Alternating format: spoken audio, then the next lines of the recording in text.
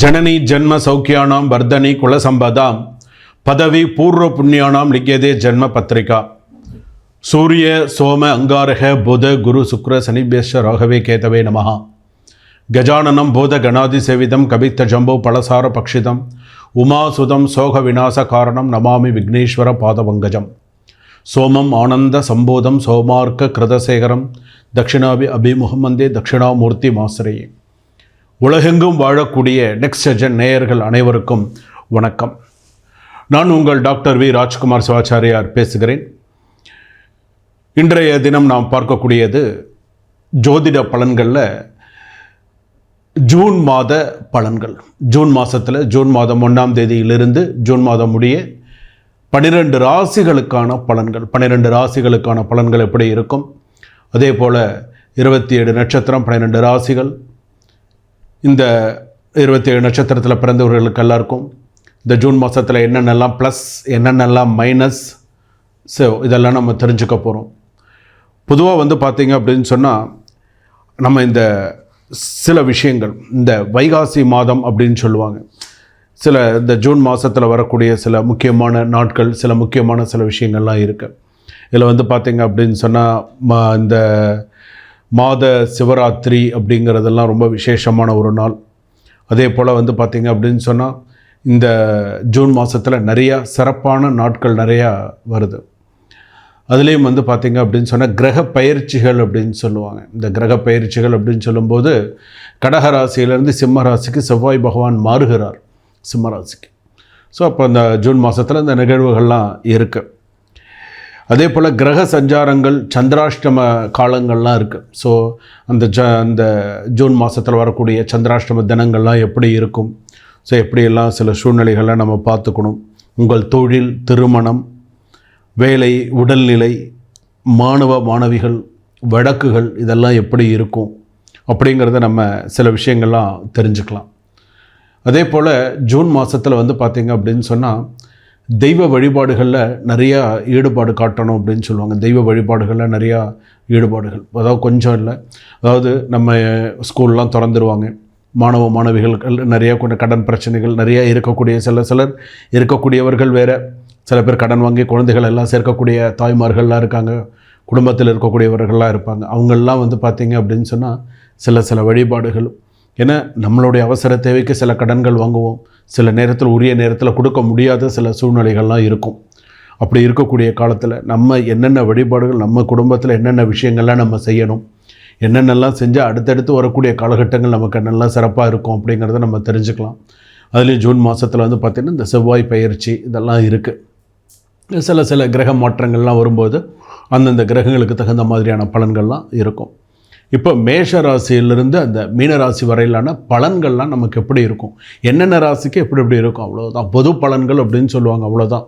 இது உங்கள் சுய ஜாதகப்படி நிறையா மாறுங்க. சுய ஜாதகப்படி சில பேருக்கு இந்த பொது பலன்களை சில பேருக்கு 100% அப்படியே பழிக்கும். ஃபோன் பண்ணி சொல்லுவாங்க, சுவாமி நீங்கள் சொன்னது நடந்தது, நீங்கள் சொன்ன மாதிரி இருக்குது, ஸோ இதுக்கப்புறம் என்ன பண்ணணும், என் ஜாதகத்தை பார்த்து சொல்லுங்கள் அப்படின்னு சொல்லுவாங்க. ஸோ இதுக்கப்புறம் வரக்கூடியது எப்படி என்னங்கிறத நம்ம பார்க்கணும்.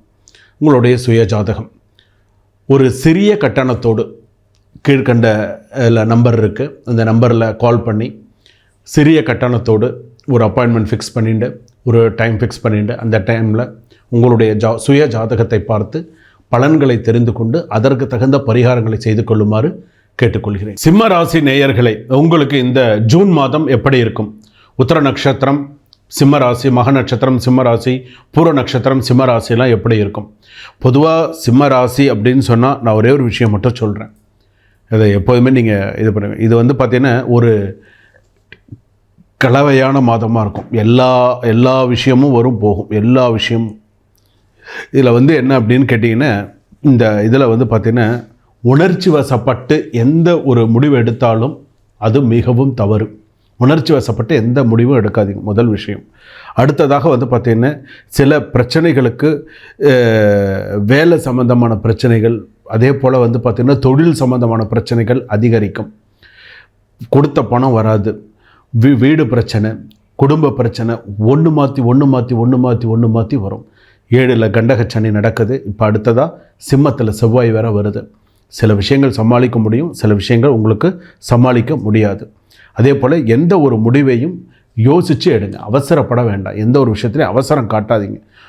ஏதாவது ஒரு விஷயம் சைன் பண்ணுறீங்க அப்படின்னு சொன்னால் படித்து பார்த்துட்டு சைன் பண்ணுங்கள். பரிவர்த்தனையிலலாம் ரொம்ப கவனமாக செயல்பாடு பண்ணுங்கள். எச்சரிக்கையுடன் செயல்படக்கூடிய மாதம். காதல் விஷயத்தில் மிகுந்த கவனமும் எச்சரிக்கையும் தேவை. காதல் விஷயத்தில் உங்கள் லவ் மேட்டர்லாம் இருக்குது பார்த்தீங்களா, அதிலெல்லாம் கொஞ்சம் சிம்மராசி பொறுத்தளவுக்கு கொஞ்சம் கவனமாக இருக்கிறது நல்லது. அதுபோல் பார்த்திங்க அப்படின்னு சொன்னால் வேலை விஷயத்தில் எழுதி போட்டிருக்கேன், வேலை வரல அப்படின்னு சொன்னால் பொறுமையாக தான் வரும். ஏன்னா இப்போ இருக்கிற வேலை, சில பேருக்கு இருக்கிற வேலையை ராஜினாமா பண்ணிவிட்டு அடுத்த வேலை ட்ரை பண்ணி அடுத்த வேலைக்கு சில பேர் போவாங்க. சில விஷயங்கள்லாம் இருக்குது. ஆனால் சில பேருக்கு பார்த்திங்கன்னா கொஞ்சம் ஸ்ட்ரெஸ் அதிகமாகவே இருக்கும் சிம்மராசி பொறுத்தளவுக்கு. இதில் ஒரு சந்தோஷப்படுவாங்க. எப்படி தெரியுமா சந்தோஷப்படுவாங்க? இப்போ நான் சிம்ம ராசி, இப்போ நான் தான் சிரமப்பட்டுருக்கேன்னா ஓ ராசி என்ன அப்படின்னு கேட்டுப்பாங்க.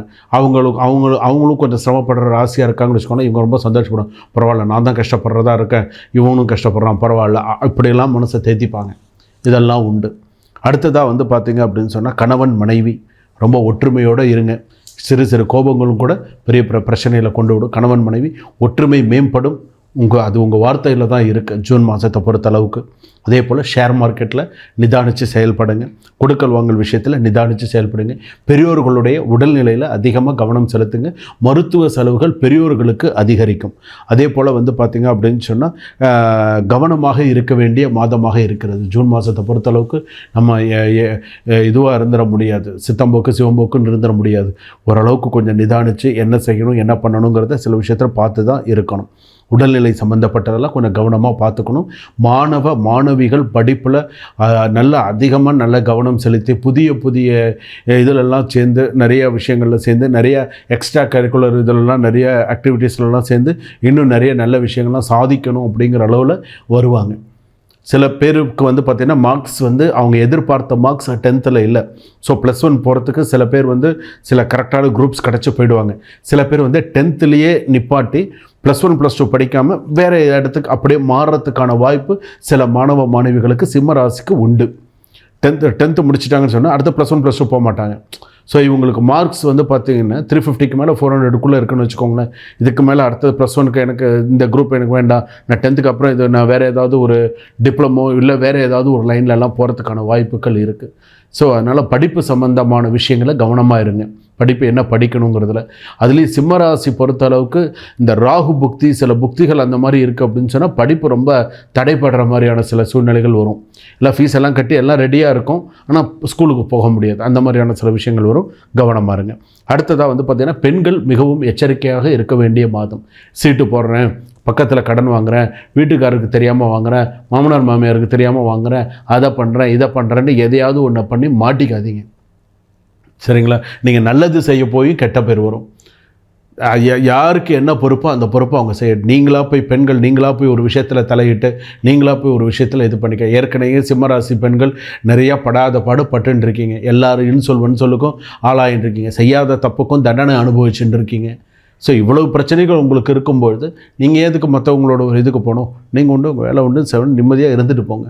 நமக்கு இருக்கிறது நமக்கே 1008 கஷ்டங்கள் இருக்குது. இந்த கஷ்டங்கள்லாம் படிப்படியாக நமக்கு குறைஞ்சா போதுங்கிற அளவுக்கு இருக்குது. அப்புறம் எதுக்கு சொல்லுங்கள் பார்க்கலாம். அப்போ சிம்மராசி பொறுத்தளவுக்கு அடுத்ததாக நீங்கள் செய்ய வேண்டிய பரிகாரம் என்ன பரிகாரம் நீங்கள் செய்யணும்?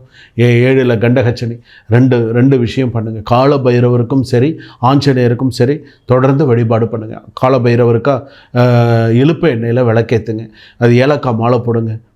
கால பைரவர் வழிபாடு நிறையா பண்ணுங்கள். அதே போல் ஆஞ்சநேயருக்கு தீபம் ஏற்றுங்க. ஆஞ்சநேயருக்கு எப்படி தெரியுமா தீபம் ஏற்றுங்க? 6 தீபம் ஏற்றுங்க. எப்படி தெரியுமா 6 தீபம் ஏற்றணும்? ஒரு தேங்காயை உடைக்கிறீங்களே, உடைச்சி 2 பக்கம் வைக்கிறீங்களே, 2 பக்கத்துக்கும் அந்த மஞ்சள் குங்குமம்லாம் வச்சுட்டு திரி 3 திரி போடுங்க. ஒரு மூடிக்கு 3 திரி, பக்கத்தில் 3 திரி அந்த போட்டு பஞ்சு திரி போட்டு விளக்கேற்றுங்க. கண்டிப்பாக நீங்கள் இந்த ஆனி மாதத்தில் பெரிய பிரச்சனைகள் குறைந்து சிம்மராசி பொறுத்தளவுக்கு அமோகமாக வருவீங்க, சக்ஸஸ்ஃபுல்லாக வருவீங்க, நல்லா இருப்பீங்க. சுபா.